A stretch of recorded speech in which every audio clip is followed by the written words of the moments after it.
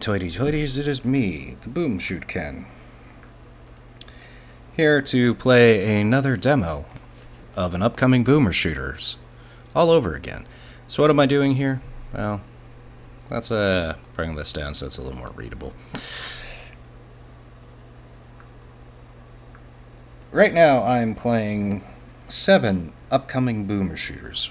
It's what I like to call the battle of the upcoming Boomer Shooters, where it's simple. Essentially, I take, in this case, 7 upcoming Boomer Shooters, play an hour of each of them, more than likely up until completion, or it's just so broken I can't progress any further, or I get lost, because it's unfair for a game for me to make it look like it's a lot tougher than it is when I'm just stupid sometimes, especially when it comes to puzzle solving.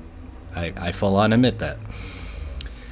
But the idea here is simple. To play these games up until completion, or an hour each, back to back to back to back to back, to determine which ones you should wishlist and which one is the most fun of the 7, as well as which one is the most definable Boomer Shooter of the bunch.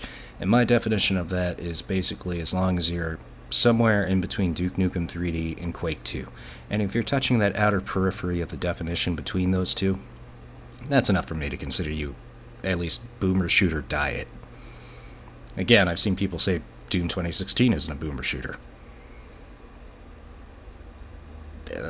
That's fine. To me, I think it's one of the best Boomer Shooters of all time.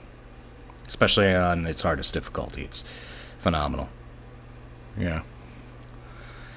Alright. But enough of me blibber blabbering. Let's play what I'm hopeful is a good game. I've looked into it a little bit. Its first tag is Boomer Shooter, which is usually a red flag. But I have hope for this because it's an online co-op game, though it seems horde-based, waves and whatnot. So I'm hoping there's enough in it to give me hope, because it seems as Boomer Shooter fans, we're treated to, if we're lucky, one good co-op game a year.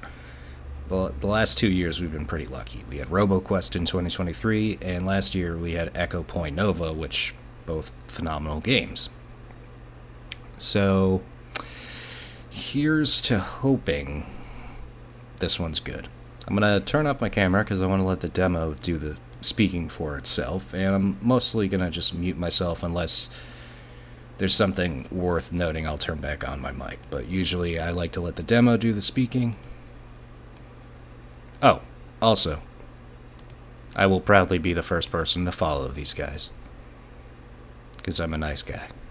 Alright, let's let the demo do the talking.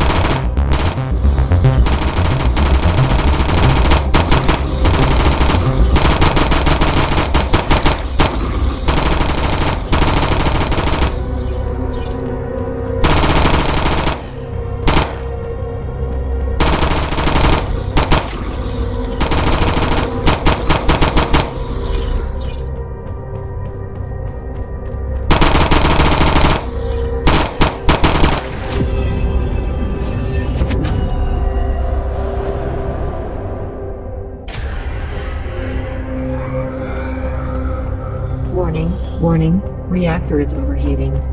Evacuate the central area immediately.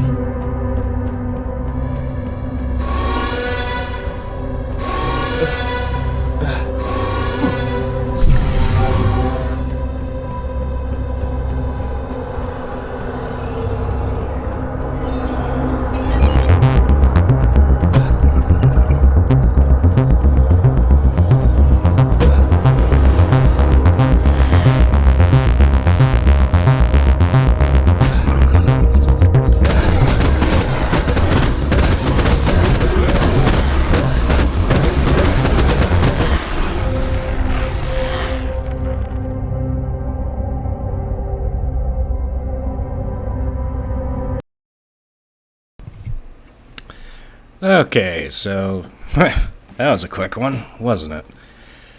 I'm gonna get on my camera. Okay, so first things first, this isn't a boomer shooter. Not even close. Like, I don't know, outside of being a retro 90s aesthetic, no, that doesn't... You gotta have the gameplay to do it. I